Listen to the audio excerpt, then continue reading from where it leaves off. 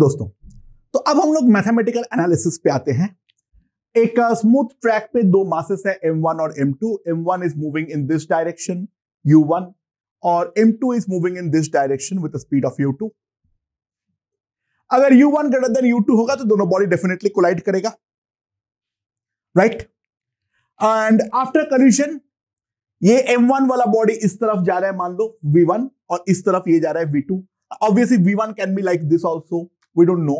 हम V1 और V2 को इन जनरल निकालेंगे और फिर वो रिवर्स हो जाएगा, अपने आप नेगेटिव आ जाएगा, don't worry. Coefficient of restitution है E। By the way E जो है वो न्यूटन का ऑब्जर्वेशन था, that was the Newton's law of collision, that the velocity of relative velocity of separation by relative velocity of approach एक constant value लेता है for two given bodies irrespective of their velocities. That's the Newton's observation. इसलिए हम लोग इसको Newton's coefficient of restitution में बोलते हैं, ठीक है। So we have to calculate V1 and V2 और दो स्पेशल केस को रिगार्डिंग हम बातचीत करेंगे, जहां पर क्या क्या है मेरे पास, E equals to 0 और E equals to 1. Now किस तरीके से करेंगे, ध्यान दो, हमारे पास दो वेरिएबल है V1 और V2, तो हमें दो इक्वेशन चाहिए होगी। पहली बात एक चीज समझ लो, never apply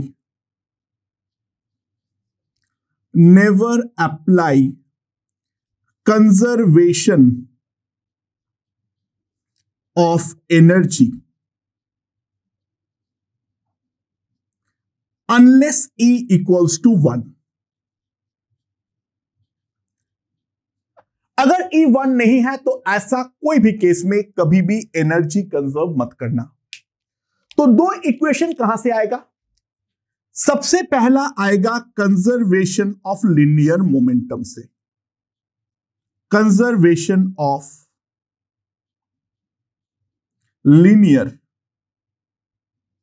momentum.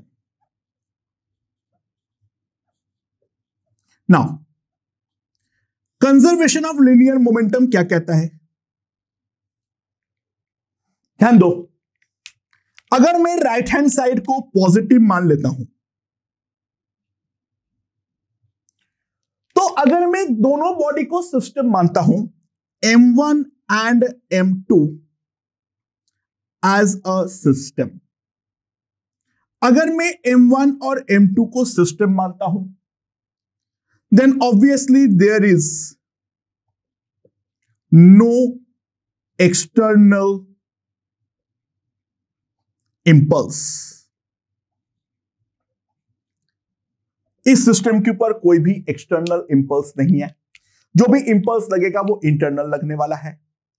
That implies linear momentum of the system, linear momentum of the system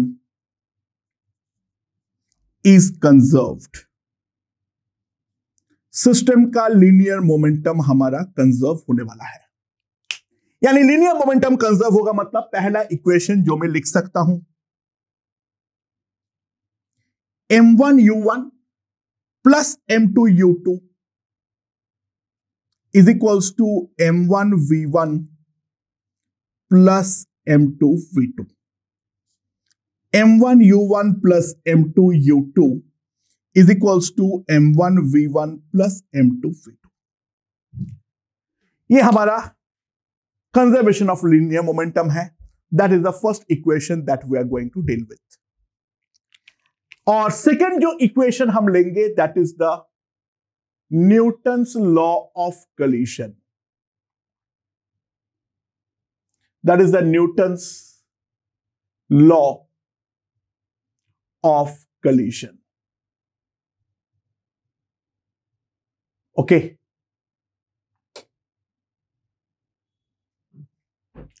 और न्यूटन्स लॉ ऑफ कोलिजन के अकॉर्डिंग, अच्छा दोस्तों, E में V1 V2 कैसे पुट करूंगा वो मेरे हाथ में है। देखो, V2 को V1 से बड़ा होना ही पड़ेगा, otherwise V1 will jump over V2, यानी M1 will jump over M2। पीछे वाले पार्टिकल का वेलोसिटी कभी भी ज्यादा नहीं हो सकता है आगे वाले से, हाँ स्पीड ज्यादा हो सकता है, ये उल्टा चला जाए कोई दिक्कत नहीं है, speed can be definitely greater, but with sign अगर मैं कंसिडर करूं, V1 का जो हमारा विथ साइन वैल्यू होगा वो V2 से कम होना ही पड़ेगा, अदरवाइज ये इसके ऊपर से जंप करेगा। एंड U1 का साइन वाला वैल्यू U2 से ज्यादा होना ही पड़ेगा, अदरवाइज कोलिजन होने का कोई सवाल पैदा ही नहीं होता है। तो E में एक मोड लगा हुआ है, वो मोड खोलने की जिम्मेदारी हमारे ऊपर है। तो यहां पर इसको पॉजिटिव रखने के लिए E will be V2 minus V1 by U1 minus U2 and that is the second equation। और इन दोनों इक्वेशन को साइमल्टेनियसली सॉल्व करते हुए हमें V1 और V2 का वैल्यू मिलने वाली है। So now let's solve. क्या है मेरे पास? M1 V1 plus M2 V2 M1 U1 plus M2 U2 and V2 minus V1 EU1 minus EU2। तो हाउ टू सॉल्व? सिंपल काम है। पहले नीचे वाला इक्वेशन को M1 से मल्टीप्लाई कर दो, नीचे वाला इक्वेशन को M1 से मल्टीप्लाई कर दो। सो नीचे वाले इक्वेशन को अगर मैं M1 से मल्टीप्लाई कर रहा हूं तो M1 into V1 plus V2, ठीक है, सॉरी क्या लिख रहा हूं, M1 प्लस M2 इंटू मेरे पास आ जाएगा क्या? V2, ठीक है। M1 वी आर गॉन, तो M1 V2 और M2 V2 that will be equals to M1 EU1 plus M1 U1, तो M1 U1 into 1 plus E, and in दोनों को अगर मैं ऐड करूंगा तो साफ साफ मेरे पास आएगा U2 M2 minus E M1। सो यहां से मेरे पास V2 का वैल्यू आ जाएगा, V2 will be simply equals to M1 U1 1 plus E plus U2 into M2 minus E M1 divided by M1 plus M2। ये हमारे पास आ जाएगा क्या? V2 का वैल्यू, राइट।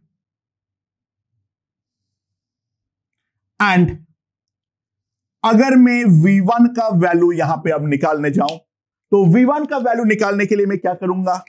ऑब्वियस सी बात है, V2 को अब मुझे एलिमिनेट करना पड़ेगा, तो इसको मैं मल्टीप्लाई करूंगा माइनस M2 से। तो मैं माइनस M2 से जैसे ही मल्टीप्लाई करूंगा तो M2 V2 का टर्म तो गायब हो गया, तो मेरे पास क्या आ जाएगा? M1 plus M2 into V1।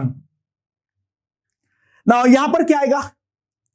ध्यान देना, M2 U2 आएगा और प्लस M2 EU2 आएगा, तो क्या आ जाएगा मेरे पास? M2 U2 1 प्लस E, और यहां पर दूसरे जगह पर क्या आएगा? Plus U1 U2 M1 minus E M2। सो मेरे पास V1 का वैल्यू यहां से आ जाएगा क्या? M2 U2 into 1 plus E U1 into M1 minus E M2 divided by M1 plus M2। That will be the velocity V1, और दूसरा हमारे पास आ गया है वेलोसिटी V2। क्या ये दोनों फॉर्मूला हमें याद रखना है? नॉट रियली, ठीक है, जरूरत नहीं पड़ती है इन दोनों फॉर्मूला को याद रखने का। एज सच कोई पॉइंट क्रिएट ही नहीं होता है, ठीक है। एग्जाम में आएगा तो 2 मिनट में हम सॉल्व कर देंगे, तो इतना वैल्यूज, इतने बड़े फॉर्मूला को याद रख के बिना मतलब के दिमाग के ऊपर प्रेशर बढ़ाने का कोई पॉइंट नहीं बनता है। बस मैं डेरिवेशन दिखा दिया, हम V1 और V2 किस तरीके से निकालेंगे। ओके, सो नाउ यहां पर हम एक इंपॉर्टेंट चीज डिस्कस करेंगे, loss in kinetic energy.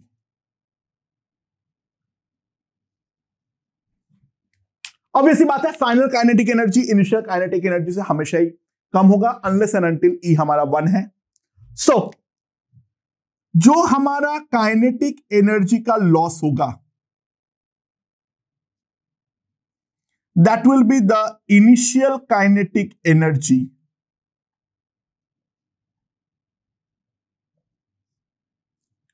minus the final kinetic energy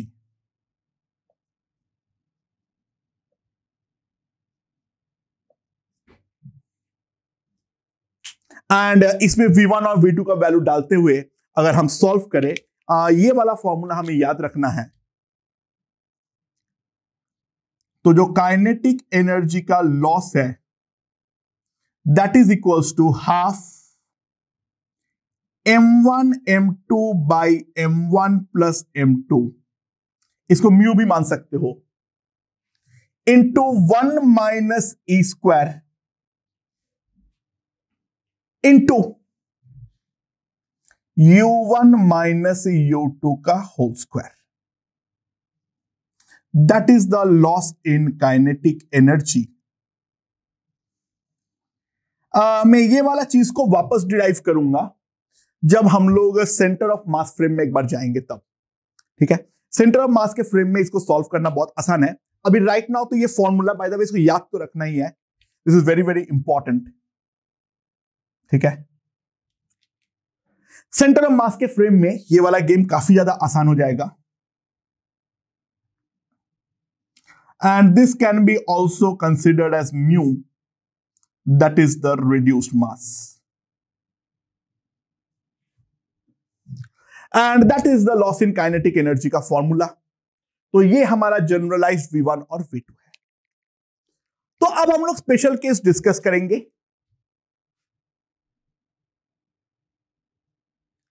E equals to 0। अच्छा दोस्तों, अगर E 0 है तो सिंपल सी बात है,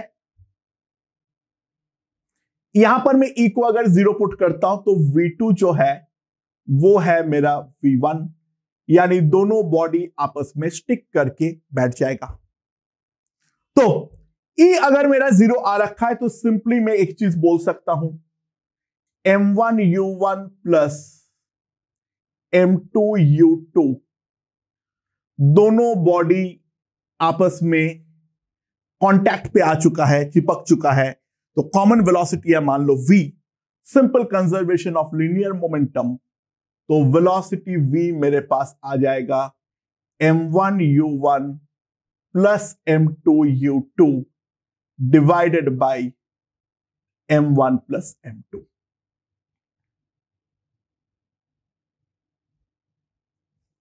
राइट, यानी हम क्या बोलेंगे, बॉडीज स्टिक टुगेदर, जो दोनों बॉडीज है, बॉडीज स्टिक टुगेदर, दोनों बॉडी आपस में चिपक जाएगा। और जो लॉस इन काइनेटिक एनर्जी होगी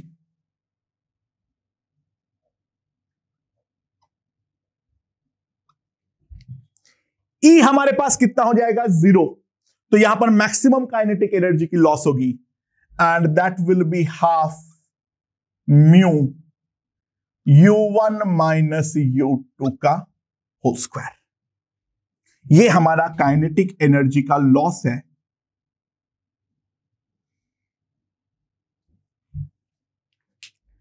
एंड ध्यान देना, ये काइनेटिक एनर्जी कहां पर गया है, पोटेंशियल एनर्जी पे। देखो, जो मैक्सिमम पोटेंशियल पोजीशन है वो एक्चुअल में हर कॉलिजन में सेम है। जो मैक्सिमम पोटेंशियल पोजीशन है वो हर कॉलिजन में सेम है। हाँ, उसके बाद किस तरीके से सेपरेट होगा वो गेम अलग है, लेकिन मैक्सिमम पोटेंशियल पोजीशन पर तो कोई बदलाव नहीं आएगा। तो ध्यान देना, this is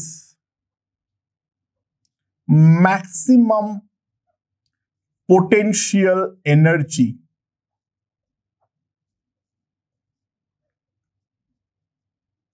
in any collision, किसी भी प्रकार का कलिजन हो, उसका मैक्सिमम पोटेंशियल एनर्जी का वैल्यू एग्जैक्टली यही आने वाला है, जो कि हमारा सीधा लॉस पे चला जाता है in case of perfectly in elastic collision. अच्छा, E इक्वल्स टू 1 पे ऐसा कोई डायरेक्टली फायदा तो हमें नहीं मिलता है, यानी परफेक्टली इलास्टिक कलिजन में, तो वहां पर बस हम ये लिख सकते हैं जो V2 minus V1 is equals to U1 minus U2, ये हम लिख सकते हैं। रिलेटिव वेलोसिटी ऑफ सेपरेशन और रिलेटिव वेलोसिटी ऑफ अप्रोच हमारा सेम होगा। एंड सो अगर मैं E का वैल्यू यहां पर 1 डाल देता हूं, सो मेरे पास क्या आ जाएगा, V1 का वैल्यू क्या आएगा, E इक्वल्स टू 1 डाल दो, सो 2m2U2 plus U1 into M1 minus M2 divided by M1 plus M2, और V2 का जो वैल्यू आएगा सिमिलरली वो क्या आ जाएगा, 2m1U1 plus U2 into M2 minus M1 by M1 plus M2, ये हमारा फाइनल वेलोसिटी होगा in the case of perfectly elastic collision. By the way again इसको भी हमें याद नहीं रखना है, क्वेश्चन आने पे हम डायरेक्टली वैल्यू निकाल देंगे ना। परफेक्टली इलास्टिक कलिजन का मुझे एक स्पेशल केस अब करवाना है। Now let's look at the special case.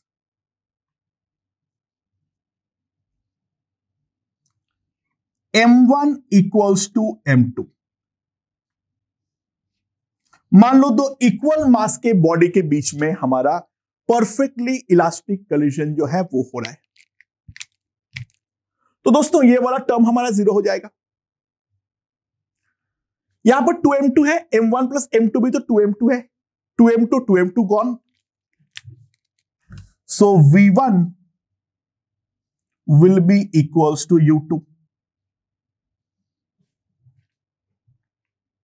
और यहां पर अगर हम देखें ये वाला टर्म तो 0 हो जाएगा, 2m1 cut, V2 is equals to U1, so that leads us to a very important result। ये याद रखना है, एक तो ये याद रखना है, और दूसरा जो रिजल्ट याद रखना है, during perfectly elastic collision, during perfectly elastic collision between two equal masses, between two equal masses, simple सी बात है, the bodies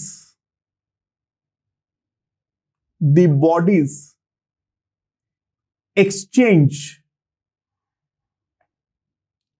their velocities। दोनों बॉडी जो खुद के वेलोसिटी है वो आपस में एक्सचेंज कर लेता है, यानी सामने वाला बॉल को पीछे वाले का वेलोसिटी मिल जाता है और पीछे वाले बॉल को सामने वाले वेलोसिटी मिल जाता है। तो परफेक्टली इलास्टिक कलिजन अगर हो रहा है और दोनों बॉडी का मास हमारा इक्वल है, तो दोनों body during the collision just exchange their velocities. This is another important result that has to be remembered. Okay, अच्छा, इंपल्स ऑफ कलिजन वो एक बात देख लेते हैं। इंपल्स ड्यूरिंग कलिजन क्या है? अच्छा, ऑब्वियस सी बात है, दोनों का कलिजन जो है वो कलिजन पे हम एक बात तो जानते हैं जो भी इंपल्स है वो इंटरनल इंपल्स है, तो इंटरनल इंपल्स होने के कारण एक बॉडी पे जितना इंपल्स लगेगा दूसरे बॉडी पे भी obviously equal and opposite impulse लगने वाला है। सो मैं M1 और M2 में अपने मर्जी से किसी एक को भी एनालाइज कर लूं। ये M1 है, इसका वेलोसिटी U1 से घट के इस तरफ V1 लगा है, क्योंकि M1 के ऊपर ड्यूरिंग द कॉलिजन एक नेट बैकवर्ड इंपल्स लगा है, टक्कर लगा है, जिसको हम बोलेंगे Jn। सो Jn जो होगा that will be equals to M1 into U1 minus V1, M1 into U1 minus V1। And V1 का वैल्यू अगर मैं सब्स्टिट्यूट कर देता हूं तो Jn का जो वैल्यू आएगा minus V1 M2 U2 into 1 plus E plus U1 into M1 minus E M2 divided by M1 plus M2।